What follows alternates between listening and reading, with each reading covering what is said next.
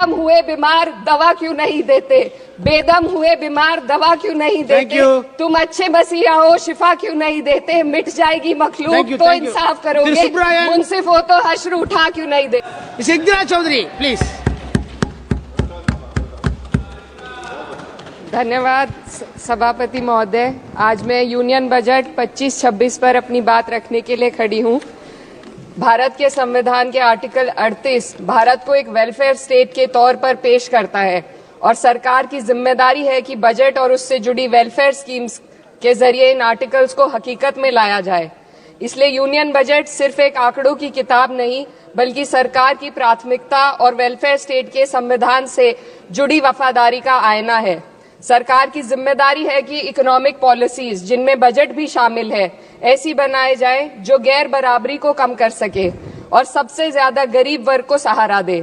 Budget वो lifeline है जिससे शिक्षा, स्वास्थ्य, पेयजल, सोशल सिक्योरिटी, SC/ST माइनॉरिटी, गरीबों की भलाई के लिए स्कीमें चलाई जाती है। मगर ये बजट को देखकर महसूस होता है कि ये भविष्य के निर्माण से ज्यादा हेडलाइन बटोरने का एक दस्तावेज है। इससे सबसे ज्यादा प्रभावित होने वाली वही लोग पीछे छूट रहे हैं जिन्हें सरकार के सहारे की सबसे ज्यादा जरूरत थी। वो किसान जो बढ़ती लागत से परेशान हैं, वो नौजवान जो बेरोजगारी का सामना कर रहे हैं, और वो औरतें जो निजामती रुकावटों से जूझ रही हैं, और वो गरीब जो महंगाई के बोझ के तले दबे हुए हैं। This government is proudly marketing the income tax exemption of 12 lakhs. But the question is, how many Indians even earn that much to benefit from it? Only 2.2% of Indian population pays direct taxes, whereas no relief has been given in regards to indirect taxes, the burden of which falls on everyone, especially the poor and weaker section of the society. This clearly shows that this is not an inclusive budget. GST की ऊंची दरों ने आम आदमी की कमर तोड़ दी है। जरूरत इस बात की है कि खाद्य सामग्री, दवा, स्कूल की किताबें और जरूरत की चीजों पर टैक्स कम किया जाए। पेट्रोल, डीजल पर टैक्स कम करने की कोई कोशिश नहीं हुई, जिसका सीधा असर हर नागरिक पर पड़ता है। आर्टिकल 41 कहता है कि सरकार को ये कोशिश करनी चाहिए कि वो अपनी इकोनॉमिक हालात और रिसोर्सेज के हिसाब से लोगों को रोजगार दे। इस बजट ने बेरोजगारी दूर करने की दिशा में कोई ठोस उपाय नहीं दिया है। नई नौकरियों की बात तो छोड़िए, जो पहले से थी वो भी खत्म होती जा रही हैं। स्किल डेवलपमेंट प्रोग्राम के नाम पर करोड़ों खर्च किए जा रहे हैं, मगर सवाल ये है कि ट्रेनिंग लेने के बाद कितने नौजवानों को असल में नौकरी मिल रही है। सरकार के पास इसका भी कोई आंकड़ा नहीं है। सरकारी विभागों में लाखों पद खाली हैं, मगर भर्ती का कोई प्लान नहीं है। आर्टिकल 45, जिसके द्वारा सरकार की जिम्मेदारी है कि हर बच्चे को 6 साल की उम्र तक फ्री और जरूरी तालीम मिले ताकि उनका बुनियादी तालीमी डेवलपमेंट सही से हो सके, जिसको संसद ने शिक्षा का अधिकार अधिनियम बनाकर और भी मजबूती दी थी, परंतु इसकी जमीनी हालत क्या है वो किसी से छुपी नहीं है। नगरीय क्षेत्रों में सरकारी स्कूलों में शिक्षक न होने की वजह से स्कूल बंद हो रहे हैं तथा दूरस्थ ग्रामीण क्षेत्र के स्कूलों में टीचर ही नहीं पहुंच पा रहे हैं। सरकार कह रही है कि डिजिटल इंडिया और AI से तालीम का इंतजाम होगा, मगर जरा जमीन पर देखिए, उत्तर प्रदेश में सिर्फ 22% सरकारी स्कूलों में कंप्यूटर है। मेरे संसदीय क्षेत्र कैराना में कई सरकारी स्कूल शिक्षक न होने की वजह से बंद हैं और मदरसा एजुकेशन के बजट में 57% की कटौती कर दी गई है। क्या यही सबका साथ सबका विकास है? इसी तर्ज पर अस्पताल हैं जहां पर डॉक्टर नहीं है। आर्टिकल 47 अच्छी सेहत और जिंदगी के स्टैंडर्ड को बेहतर बनाने की आवश्यकता पर जोर देता है। राज्य की जिम्मेदारी है कि लोगों की सेहत और उनके वेलबींग को बेहतर करने के लिए जरूरी कदम उठाए, लेकिन हकीकत यह है कि इस बजट का सिर्फ 2% ही आम जनता तक पहुंच पाता है। शामली जिले में 84 डॉक्टर की पोस्ट स्वीकृत है, मगर सिर्फ 29 डॉक्टर काम कर रहे हैं और गायनोकोलॉजिस्ट मात्र 1 है। दवाइयों की कीमतें बढ़ती जा रही हैं, मगर गरीबों के लिए कोई राहत नहीं है। सरकार ने महिलाओं के लिए बजट बढ़ाने का दावा किया, मगर 81% इसका बजट सिर्फ पोषण योजनाओं में डाला गया है। महिलाओं के रोजगार, उनके इकोनॉमिक इंडिपेंडेंस और सुरक्षा के लिए कोई ठोस योजना नहीं बनाई है। बेटी बचाओ बेटी पढ़ाओ का बजट घटा दिया गया, जिससे साफ है कि ये सिर्फ नारेबाजी थी और कुछ नहीं।